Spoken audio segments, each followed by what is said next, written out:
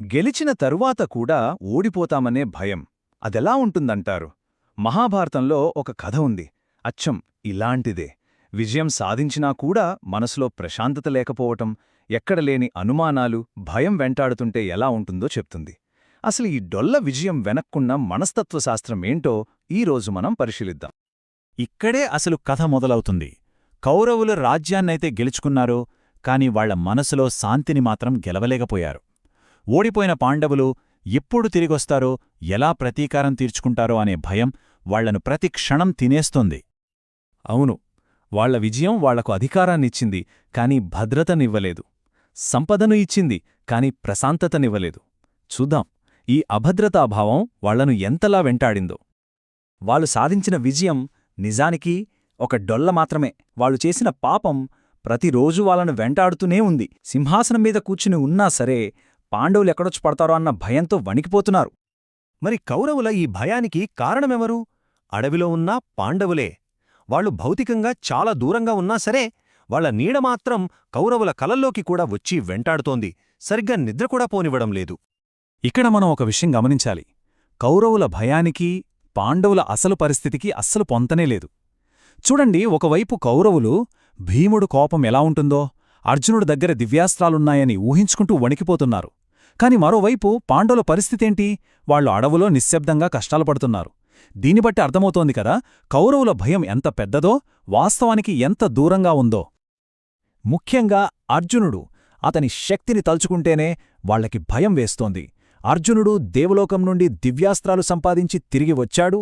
అతను కోల్పోయిన రాజ్యాన్ని తిరిగి పొందేవరకు అస్సలు ఊరుకోడు అనే వార్త వాళ్ల గుండెల్లో రైళ్లు పరిగెట్టించింది. వాళ్ల భయానికి ఇదొక పెద్ద కారణమన్నమాట. సరే, ఇంతలా భయపడిపోతున్న కౌరవులకు మళ్లీ ధైర్యమెలా వస్తోంది? వాళ్ల ఆత్మవిశ్వాసాన్ని తిరిగి నింపడానికి ఏం చెయ్యాలి? ఈ ప్రశ్నే కథని ఒక పెద్ద మలుపు తిప్పుతుంది. ఇక్కడే కథలోకి శకుని ప్రవేశిస్తాడు. వాళ్ల మానసిక బలహీనతను తనకు అనుకూలంగా మార్చుకోవడానికి ఒక వంకర ఆలోచనతో ముందుకొస్తాడు. శకుని ప్లాన్ వెనుక ఒక విచిత్రమైన మానసిక సూత్రముంది. దాన్ని షాడెన్ ఫ్రాయిడ్ అంటారు. అంటే ఏంటంటే, ఇతరుల కష్టాల్లో ఉన్నప్పుడు, అవమానపడుతున్నప్పుడు చూసి ఆనందం పొందడం. మన శత్రువులు నాశనమైపోతూ ఉంటే చూసి పైశాచిక ఆనందం పొందడమన్నమాట.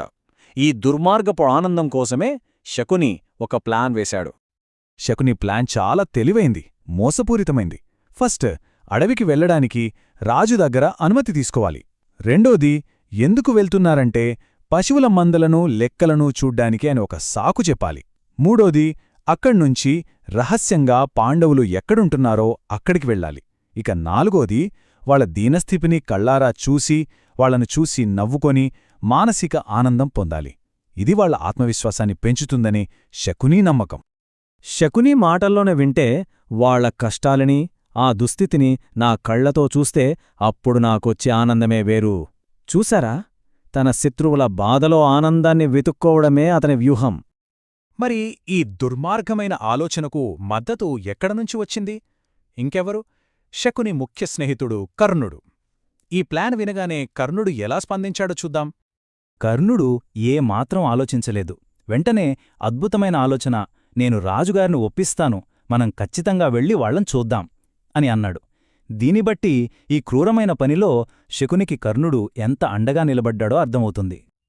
అయితే ఈ ప్లాన్ కేవలం వాళ్ల క్రూరత్వం గురించి మాత్రమే కాదు, దీని వెనక ఇంకో కారణం కూడా ఉంది. వాళ్లు గెలిచిన గెలుపు అది నిజమైన గెలుపేనా కాదా అని వాళ్లకే అనుమానంగా ఉంది. పాండవుల బాధను కళ్ళారా చూస్తే అప్పుడు కాని వాళ్ల విజయం నిజమని, వాళ్లు సురక్షితంగా ఉన్నామని వాళ్లకు నమ్మకం కలగదు. అదన్నమాట అసలు సంగతి. కాని చివలకు ఈ ప్లానంతా దేనినుంచి పుట్టింది? భయం నుంచే. ఇందులో ఎంత ప్రమాదముందో అందరికంటే ముందే రాజు ధృతరాష్ట్రుడు పసిగట్టాడు. గాయపడిన సింహాన్ని కవ్వించడం ఎంత ప్రమాదకరమో రాజుకు బాగా తెలుసు. అందుకే మొదట ఈ ప్లాన్కి అస్సలు ఒప్పుకోలేదు. ఇది తెలివైన పని కాదు, అనవసరంగా వాళ్లని రెచ్చగొడుతున్నట్టవుతుంది అని గట్టిగా హెచ్చరించాడు. రాజు చాలా స్పష్టంగా చెప్పాడు. 1. పాండవులు చాలా శక్తివంతులు, నిజాయితీపరులు. 2. వాళ్లను రెచ్చగొట్టడానికి వాళ్లేం తప్పు చెయ్యలేదు. 3. వాళ్లు కష్టాల్లో ఉన్నప్పుడు వాళ్ల దగ్గరికి వెళ్లడం చాలా ప్రమాదం. మీరు వెళ్ళండి, పశువుల లెక్కలు చూసుకోండి, కాని వాళ్ళు ఉండే చోటుకు మాత్రం అస్సలు వెళ్ళొద్దు, పని చూసుకొని వెంటనే తిరిగొచ్చేయండి అని గట్టిగా చెప్పాడు. కాని ఈ హెచ్చరికలు ఎవరు వింటారు? రాజు ఇన్ని హెచ్చరికలు చేసినా సరే చివరికి ప్రయాణానికి అనుమతి అయితే దొరికింది, కాని కొన్ని కఠినమైన షరతులతో. ఆ షరతులను వీళ్ళు ఎలాగూ పట్టించుకోరని మనకు తెలుసు. ఇక ఇక్కడ నుంచి మొదలవబోయే సంఘర్షణకు ఇది ఆరంభం మాత్రమే. చివరిగా ఒక ప్రశ్న: ఇతరుల బలహీనతను చూసి ఆనందించడంలో నిజమైన బలం దొరుకుతుందా, లేక అది మన లోపల ఉన్న భయాన్ని, బలహీనతను కప్పిపుచ్చుకోవడానికి చేసే ఒక ప్రయత్నం మాత్రమేనా? ఆలోచించండి.